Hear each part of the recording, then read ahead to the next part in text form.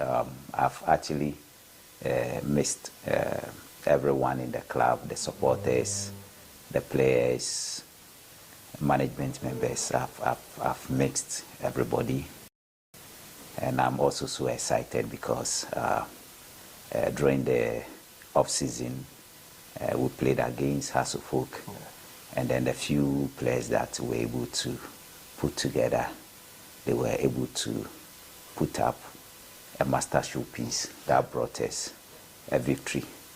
So I'm so excited. That's what I have to say for now. We are equally excited to have you back. Thank you. At least your presence means a lot to the team, and for that wonderful video, that live phone call that you had with us before the start of that game. Coach, new boys have arrived, and then there are new names, new faces in the club. Are you impressed after your first 2 sessions with these boys? Though you knew them 6 months ago, you knew that these were the boys that you were bringing on board, but seeing them closely, working with them, what's your general impression about them? I think they are very good players. Technically, they are very good. They are able to exhibit the basics in the game, the basic and the advanced technical characteristics of the positions that they play. They are comfortable on the ball. They are fast. They are strong on the ball, and you can see that they are very, very confident as individual players and as a group. So I'm happy. I tracked them, and then I've been able to get them. I think they are going to give us a new face with respect to our performance. So I'm happy we've gotten them. Quality names and quality material, players you feel like they have the potential to do well, and then it's manifesting on the field of play are 2 different things. But whenever you go to the training grounds, we hear the fans rooting for certain players, applauding them. Whenever you see those kind of signs, and what does it communicate to you as a technical man? Is it that the supporters are just cheering things like the ordinary supporters would do, or there's something about the game that they have also noticed? I think it's an indication that what they want is what we have brought to their doorsteps. If you look at some of the individual players, they are players that I think they themselves are supporters.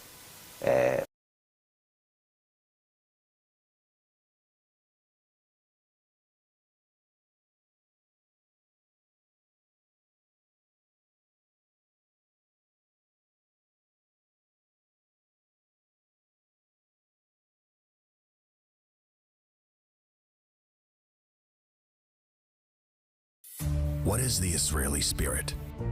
The grace in caring for others wherever needed. The virtue of extending a hand no matter who stands before us. Upholding our values even when challenged by others. The importance of granting equal opportunity to all in every aspect of life. This is who we are. This is what we stand for. This is our spirit. The Israeli spirit always honors the universal values of respect, fairness, friendship, equality, and we are proud to champion these values in the 2024 Olympic Games.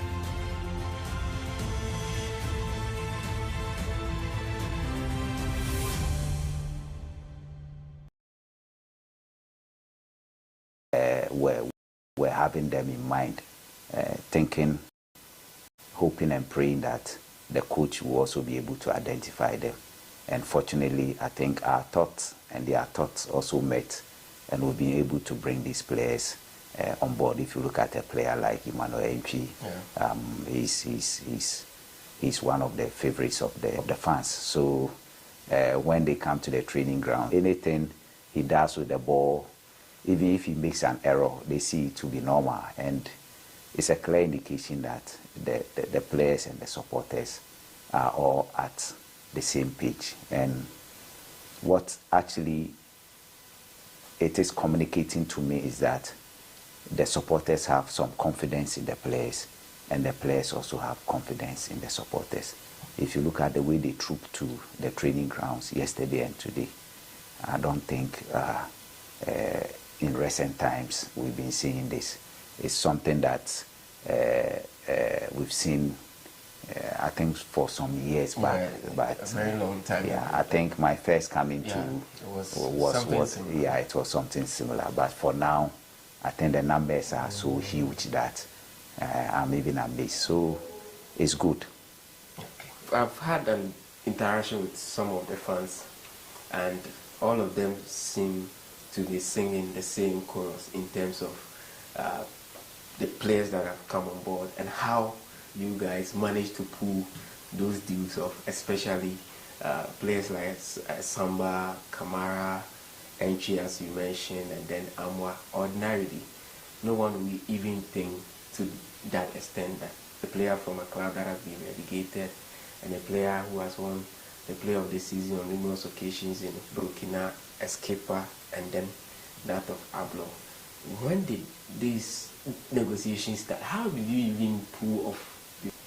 Yeah, I think as a coach, when it comes to trying to scout, you engage a lot of people, and locally, I've been watching the league apart from our own matches. I've been watching other matches just to have a fair idea of most of these players, so that when it comes to scouting, I will be able to identify those I think that fit into the way I think and feel and believe that football should be played, which basically we call the football philosophy. So I've been following our league to watch some of these guys. In addition to have colleagues or have scouts who are also monitoring the league, and then they also do this for me. They try to also try as much as possible to pencil players they think that fall within my way of thinking, my philosophy of play. So what actually happens is that at the end of the day, we try to come together to look at what I have, what they also have, and then we try to see if, for instance, we are able to identify, let's say, 4 players for a particular position. What we do is that we look at them in terms of merit. So if, let's say, it's let's say a DM, a defensive midfielder, we look at whether he's technically good, he's comfortable on the ball, he can receive the ball under pressure, will be able to connect with a teammate, and then we'll be able to support the teammate. When we lose possession, his ability to recover, which we call recovery run, his ability to run back to position, and then his ability to also recover the balls. We look at these things. So let's say 4 players in this position. You look at it, and then you look at who comes on top, and then you begin to rate them and grade them. So you see that maybe Kofi is A, Kwame is B, Kwabena is C, and let's say Kweku is D. So you try to look for them. So if you go to A and you don't get A, you go to B, you go to C, and you go to D. And then for the foreign base too, it's the same thing. I have colleagues who are also outside.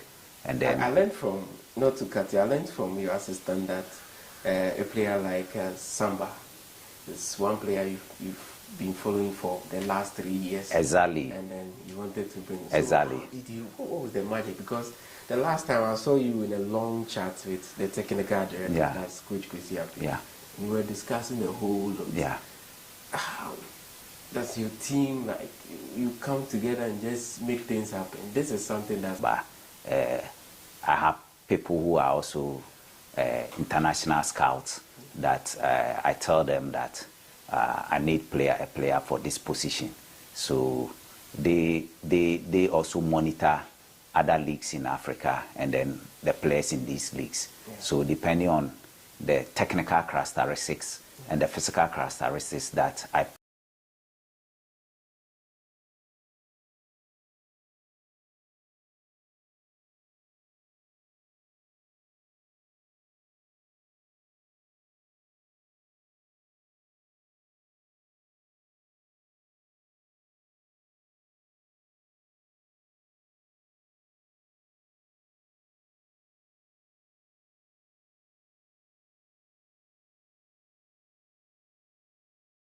put forward for them.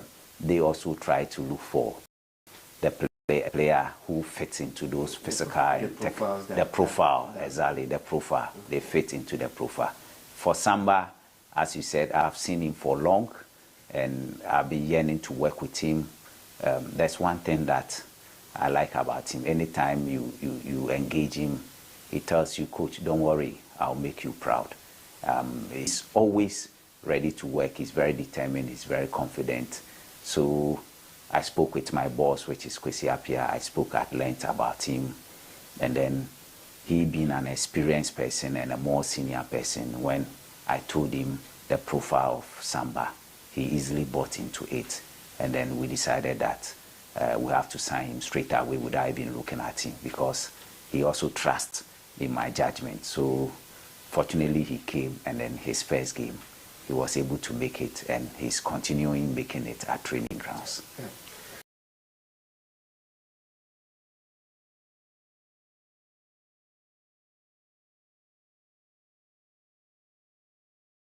Data storage should be simple, not stressful. Yet, here we are, struggling with silos like we're in the 19...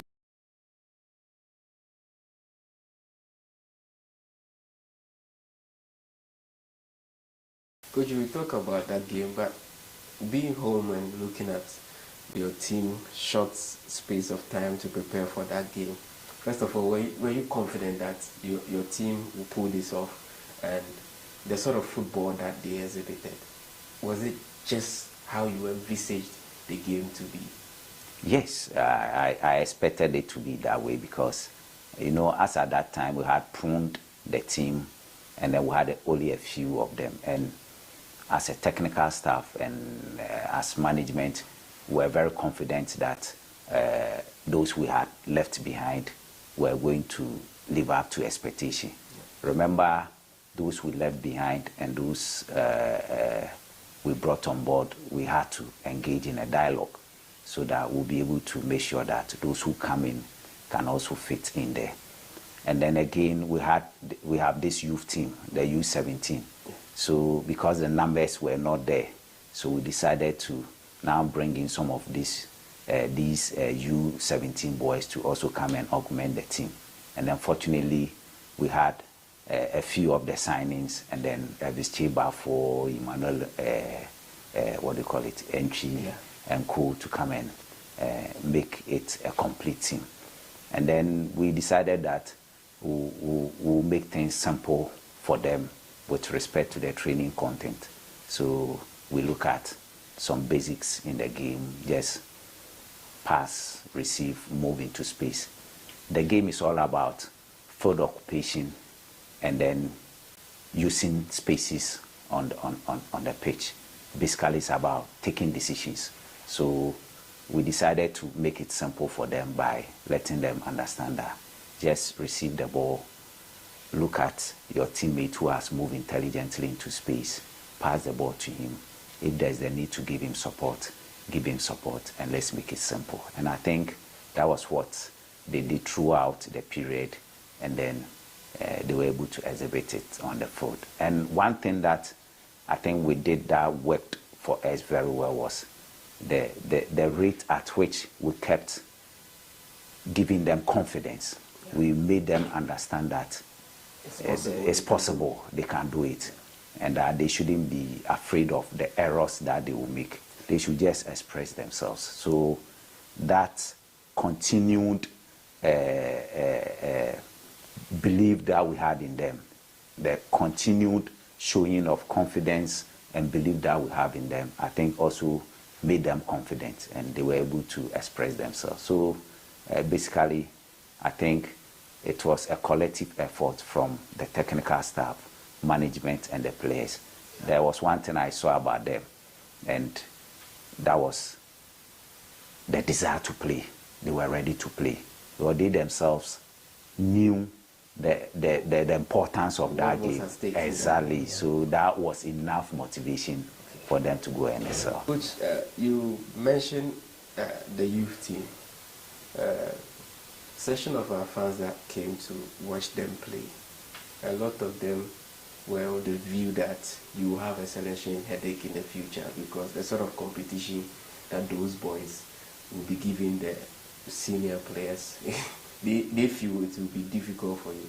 And if you look critically at these players, what they have, the quality, I'm amazed at their level, the sort of football that they play.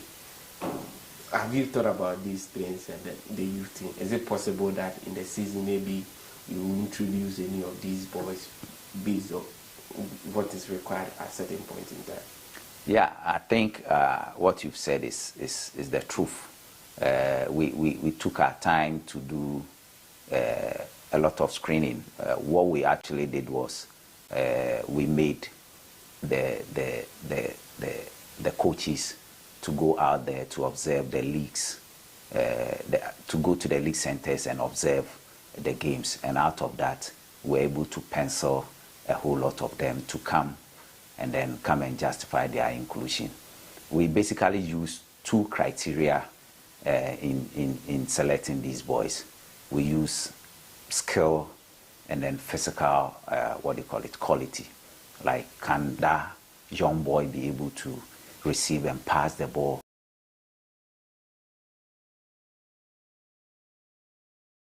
Social media has played a huge part in my journey with Intel's latest AI platform technology. Using my Intel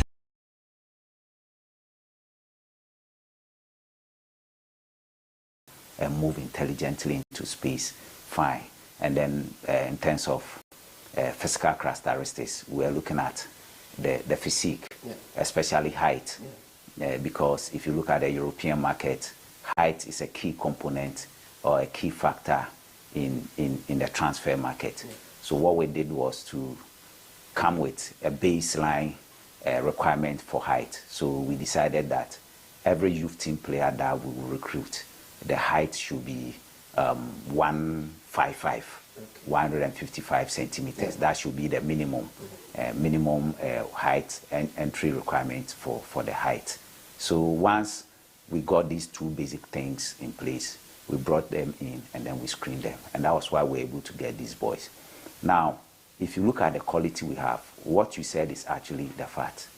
These boys are so good, so intelligent, with and without the ball, that sometimes, like you said, especially Solomon and Benjamin. Exactly, these are excellent boys. They are very good on the ball, and without the ball, they are very good. So basically, the aim of this project is to make sure that we can transition some of these players into the first team. You know, per the FA regulations, I don't know, I stand to be corrected if it has not been changed. I think 10 under 17 players can have the opportunity to also play. Okay. So we'll register these boys in the system, and then as the league unfolds, we'll let some of them have a feel of it. So what we want to do is that we'll look at them, and some of the time we'll ask some of them to come and join the first team and then train. And then where it is possible, we give them the opportunity to play. So I think we have started very well. And I'm sure some of these boys, if we give them the opportunity, they will rub shoulders with some of the first team players, like Solo and Co. They are just yes, they are just very good players. That if we motivate them, and then if we counsel them very well for them to stay focused, and then for them to stay confident, I think they can play. For them, the only thing that I think we have to do is to make sure that anytime we give them the opportunity to play, we make sure that they will be able to cope with the pressure that comes from wearing the red shirt. Okay. There's been a bit of confusion on the streets of the internet. People are confused as to why a team starts preseason and next day they are kicking ball and they are playing 11v11. How do you explain this to those who are confused internally? We know why it's like that. Okay, right. I don't think we are doing the wrong thing. We have the conventional way of training, having a preseason, where in the pyramid of training, you start with the physical training component, which is running, jumping, all those things. You start with that one. From there, you come to the technical phase, then you come to the tactical phase, and then you blend that of the theoretical and the psychological phase in all these things. So the traditional way of doing a pre-season is first you start with the physical component of training, then you come to the technical, then you go to the tactical, and then you blend it with the theoretical and then the psychological, which is already established. Now, there is another way which we are using now. We call it the reverse osmosis method, where you start a pre-season with ball work. So the first phase becomes the technical phase, the second phase becomes the tactical phase, and then the last phase becomes the physical training phase. So that is what we are doing now. So we are now in the first phase where we are doing a lot of ball work, technical training. Technical training, we start passing, a lot of passing drills, a lot of small-sided games, a lot of, 11v11, just to make sure that, exactly, just to make sure that technically they are comfortable with the ball. Then we'll go into our game model, which will be the second phase, tactically how we want to play. So after that, when we are getting closer to the start of the season, then we'll go into the physical training phase, which will basically will be to build on their speed, their strength, agility, those things will work on it. So that is why they are seeing it. Diving, let's say 3v3 plus 3, constant changeover. In, let's say in a 20 by 25 meter area, you have these 9 players there.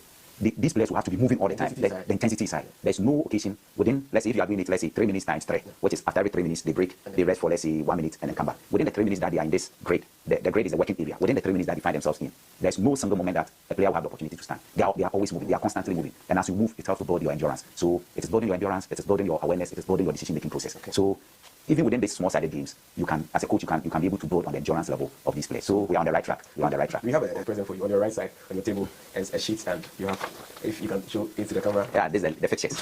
What is it? Yeah, the fixtures. They look ready. Yeah, they are. This is Abed, and then we have Avichi, Bafo Avichi, and then Abdul Rahman. Yeah. The GFA announced the fixtures for the new campaign. We are a month away from the start of the new season, and this is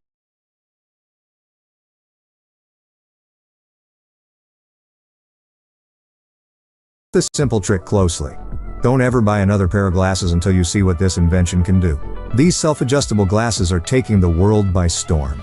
They let you achieve a perfect 20/20 vision at any distance, which means you won't have to visit your eye doctor ever again. They were created by an optician who dedicated his life to providing a solution for myopia, hyperopia, and astigmatism. The story of John Meyer's discovery began 3 years ago after thousands of eyeglass prescriptions. He noticed a trend. As people get older, they need to change their glasses way too often.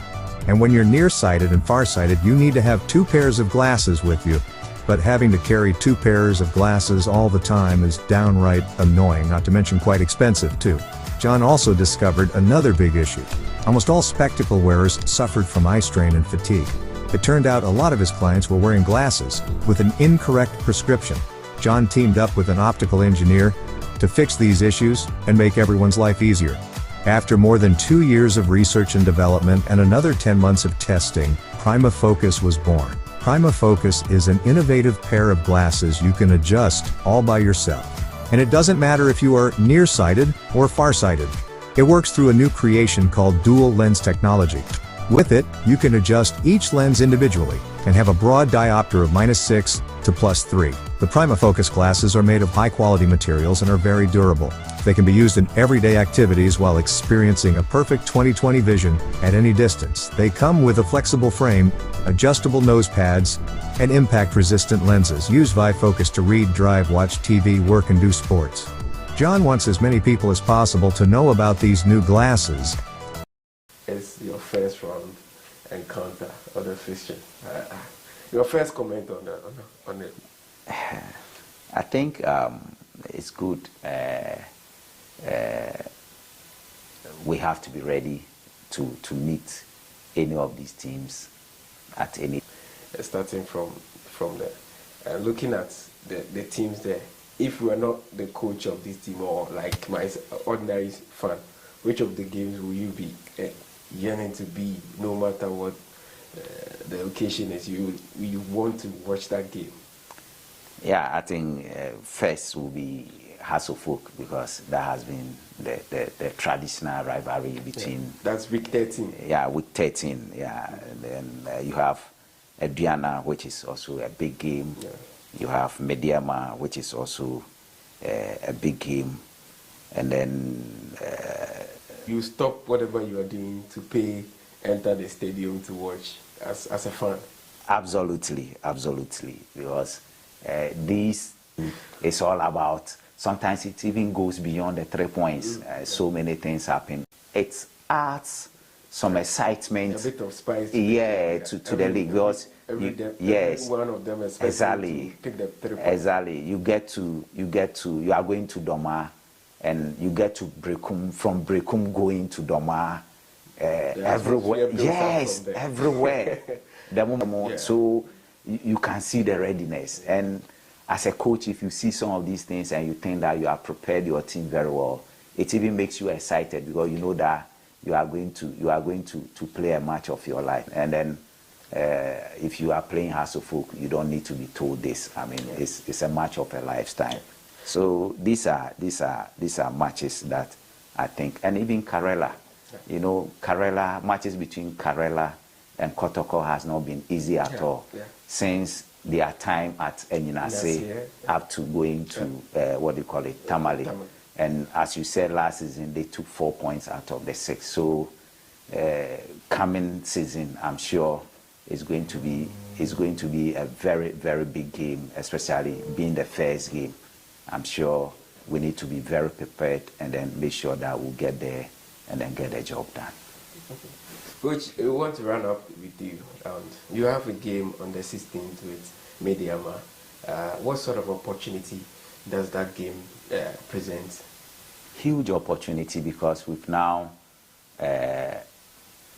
assembled a different team with almost all our key targets now in now. So I think it's good for us, because we'll have about 2 weeks to train, and then whatever we have done, we'll have the opportunity to go and exhibit it at Mediama, and it will give us as a technical team and as management a fair idea of these players individually and what we have to do. Remember, after the game, we'll be left with only 3 weeks for the league to commence, and 3 weeks will be enough for us to correct individual errors, group errors, and then team errors. So to me, playing against Mediama in a new stadium and looking at the old rivalry between Kotoko and Mediama at Takwa, I think it is going to bring the best out of the players, the best out of the technical staff. So it's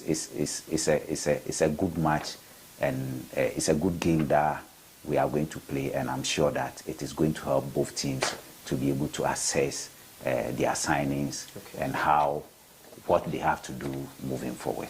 Coach, aside Kotoko, I would want you to pick your 4 contenders that you think they have what it takes to also challenge for the league job. It will be very difficult, because almost all of them are good teams. I think almost all of them. So I don't want to downplay on any of them. So I think we'll leave it like that. Yes. Your message to your supporters. I would like to encourage all of them to support the team, because as we speak now, it is His Royal Majesty Otumfuo Osei II, the King, who has taken over the running of the club, and he's doing everything possible to rebuild and reposition this mighty club to its former glory. So I would like to plead with all the supporters from near and far to bury all their differences and rally behind the King and the club, so that the purpose that the King has for this club will be realized, so that Kumasi Asante Kotoko can rub shoulders on the African continent. It is the dream of the King that one day, the Africa trophy, which has eluded Asanteman, will come back to this glorious kingdom. So I plead with all of you to bury your differences and come together and support this great and mighty club, so that this team will become greater and mightier than before. Thank you all.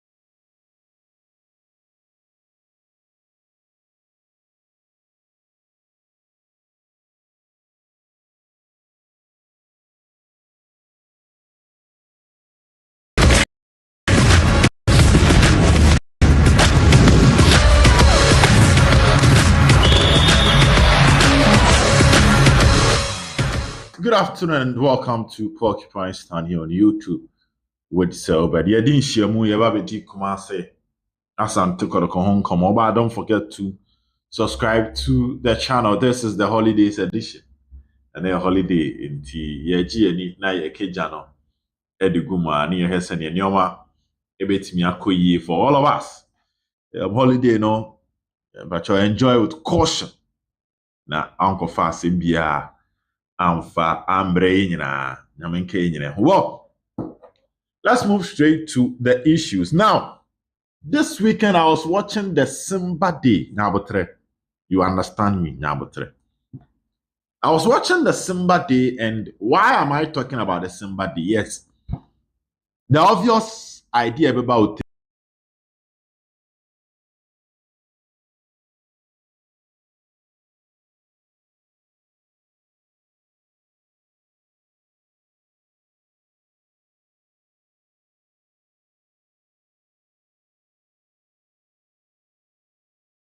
near say Kotoko players me no board.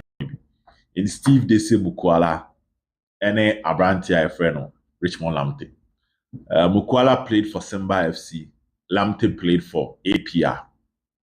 Mukwala may see a penalty or how. That you see